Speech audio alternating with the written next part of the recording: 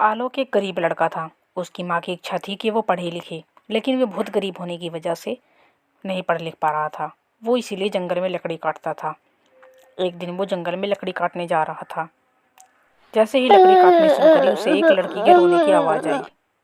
जब आवाज़ सुनकर वो उसके पास गया, उसने देखा कि एक लड़की झाड़ियों में बुरी तरह से फंसी पड़ी है। उसके कपड़े भी झाड़ियों में घिसे पड़े हैं और उस लड़की के सुंदर पर भी है, जिसे देखकर वो आश्चर्यचकित हो गया और उसके पास गया।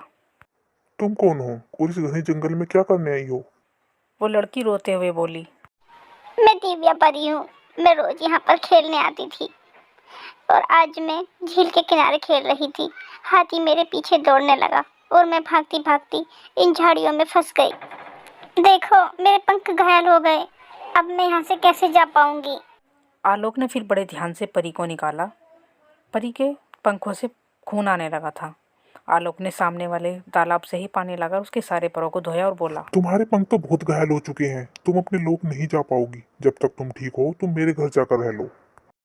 लेकिन लोग मेरे पंखों को देखकर तुमसे सवाल पे सवाल करेंगे। ऐसा करती हूँ, मैं एक साधारण लड़की का रूप ले लेती हूँ। ठीक है। आलोक दिव्या परी को अपने घर ले आया। उसने अपनी माँ से कहा, माँ, ये बेचारी अनाथ है। इसका यहाँ कोई नहीं है। हमारे घर में ही ये रह लेगी कुछ दिन के लिए। तुम्हारा झाड़ू पोछा कर दिया करेगी और तुम्हारा खाना भी बना दिया करेगी। तुम्हें भी आसानी हो जाएगी। हालांकि वो इतने गरीब थे कि किसी को भी रखने की गुंजाइश नहीं थी, लेकिन वे बहुत दयालु इंसान थे। इसीलिए उन्हें दिव्या को भी वहीं पर रख लिया और वहाँ पर उन्होंने दिव्या का भी इलाज शुरू करवा दिया। एक दिन जब उसकी माँ खाना बना रही थी, तो उसने देखा कि नमक के डब्बे में नमक ही नहीं है और नमक लाने के लिए पैसे भी नहीं हैं। तभी उसने आलोक से कहा, आज तो लकड़ियाँ बेचने भी नहीं गया जिससे थोड़े बहुत पैसे आ जाते। और घर में नमक भी नहीं है। अब बता, दाल में क्या डालूं? और नमक लाने के लिए पैसे भी नहीं है। मैं लाला के पास गई थी, उसने मुझे उधार नहीं दिया। ये सब दिव्या परी सुन रही थी। तभी परी अंदर जाती है और मंत्र पढ़ना शुरू करती है। बड़े आश्चर्य की बात है कि बहुत जादू से उसके हाथ में एक नमक की थैली आ जाती है। उसे लेकर वो बाहर आती है और बोलती है, माँ जी, आपने ठीक से देखा नहीं था। मैंने अंदर जाकर देखा तो नमक की थैली तो वहीं पर रखी थी।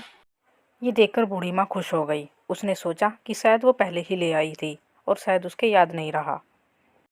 माँ जी, अब आप रहने दो, खाना मैं ही बनाया करूँगी। उस दिन दाल में वो नमक डाला गया और दिव्या ने ही खाना बनाया। दाल उस दिन इतनी अच्छी बननी थी कि सारी दाल खत्म हो गई। ये तो नमक का स्वाद है। नमक का और दिव्या के हाथों की करामात है। दूसरे दिन आलोक लकड़ी काटने के लिए जंगल जाने लगा। तभी सुनो, जब मैं मुसीबत में थी ना, तो तुमने मेरी मदद की थी। तो मेरा भी फर्ज बनता है कि मैं तुम्हारी थोड़ी मदद करूं। जाओ, तुम बाजार जाओ और थोड़े आलू खरीद कर ले आओ। मैं समोसे बनाऊंगी और जब वापस आओ तो सबसे बोल कर आना कि हमने समोसे की दुकान शुरू कर लिया है। आलोक बहुत खुश हुआ और वो जल्दी से जाकर बाजार से आलू खरीद कर ले आया। दिव्या ने आलू उबाले और आटा गूंदने लगी और उसने आटे में वही नमक और मसाला डाला और उसने फिर समोसे बनाने शुरू कर दिए। धीरे धीरे आलोक पूरे गांव में कहकर आ गया कि उसने समोसे की दुकान खोल ली है और एक छोटी सी दुकान खोल ली। जब लोगों ने समोसे खाने शुरू किए तो समोसे बहुत ही स्वादिष्ट थे। लोग बागों में चर्चा होने लगी। अरे भैया, सुना है आलोक के यहाँ समोसे की दुकान खुल गई है। हाँ है। उसके यहाँ एक बेसहारा लड़की है। सुना है वही बनाती है, लेकिन बहुत स्वादिष्ट समोसे बनाती है। अरे सुना क्या है, मैंने तो आज लेकर खाए हैं। हाँ, सच में इतने स्वादिष्ट समोसे मैंने तो कभी अपनी जिंदगी में नहीं खाए। मैं तो अभी और लेने जा रहा हूँ भैया। हाँ। बनाए हुए समोसे दोपहर तक ख़त्म हो जाते थे। दूसरे दिन भी यही हाल था।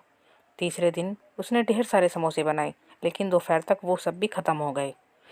अब तो दिव्या के समोसों के दूर दूर तक चर्चे होने लगे, बल्कि गांव में क्या, दूर दूर के इलाकों में भी।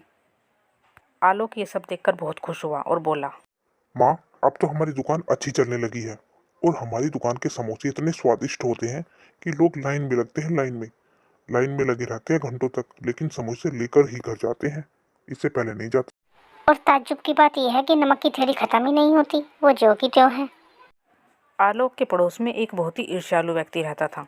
उसे ये हजम ही नहीं होता था कि कोई उससे ज़्यादा कमाई करे। इसीलिए उसने आखिरकार में सोचा और वो बोला, पता नहीं क्या बात है, कमबख्त कल तक तो ये भूखे मरते थे और आज इनके पास नोटों की बारिश हो रही है। पता नहीं समोसे कैसे बनाते हैं।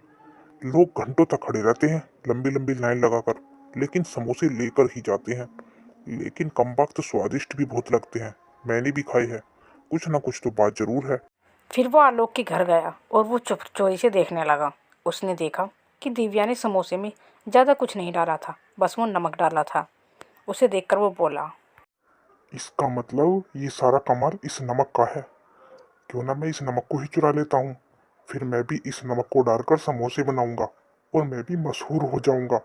हाँ, और मैं भी खूब सारे पैसे कमाऊंगा। ऐसा ही करता हूँ। फिर वो वहाँ से चला गया। देर रात को फिर वो वापस उनके घर आया। सब तो गहरी नींद में सोए हुए थे। उसने जल्दी से नमक का पैकेट उठाया और वो वहाँ से चला गया। उसे तो पता भी नहीं था कि दिव्या उसके खटर पटर से जग गई है और उसने उसे नमक चुराते हुए देख लिया है। दिव्या मन ही मन मुस्कुराई और बोली, हाँ बच्चे, चुरा कर ले जा। तुझे क्या पता ये जादुई नमक है, ये दुष्टों के यहाँ काम नहीं करता। ऐसा कहकर दिव्या ने फिर से आगे हाथ फैलाया। उसके हाथ में फिर से एक नमक की थैली आ गई। अगली सुबह उसने सब लोगों से कह दिया, आलोक के समोसों की तरह मेरे यहाँ भी गर्मा गर्म ताजे समोसे मिला करेंगे। क्यों ना तुम एक बार मेरे यहाँ भी खरीद कर खाना। सब लोग उसके यहाँ भी समोसे खाने गए। वो गरम गरम समोसे कढ़ाई में साथ साथ तलकर दे रहा था और बहुत खुश था। लेकिन लोगों ने जैसे ही समोसे खाए मुंह से थूक दिए और बोले, अरे थू थू थू थू थू थू, कैसे सड़े आलू इस समोसों में डाल दिए तूने। कितने बिल्कुल बकवास लग रहे हैं। थू थू थू थू थू थू। हमारे तो पैसे बर्बाद हो गए। अरे इसने तो हमें ठग लिया, ठग। ऐसा है भाई, जल्दी हमारे पैसे वापस करो, नहीं तो तुम्हारी पिटाई होगी। हाँ, समझ में नहीं आ रहा। ये कैसे हो गया। मैंने नमक तो वही चुराया था, फिर मेरे समोसे बेकार कैसे हो गए। फिर वो अपना सिर ही पीटता रह जाता है, क्योंकि उसने अपने घर में एक आलू की बोरी भी लाकर रख ली थी। और वो सब लोग दौड़ते हुए आलोक की दुकान पर जाते हैं, जहाँ की गर्मा गर्म समोसे तभी उतारे जा रहे थे। और वो सब समोसे खाते हैं। और अब दिव्या परी के पर भी ठीक हो गए थे, जिससे कि वो भी उनसे अब विदाई लेकर जाने के लिए तैयार हो जाती है और वो अपने लोक में उड़कर जाने लगती है। और आलोक फिर उसको भीगी पलकों से विदा कर देता है।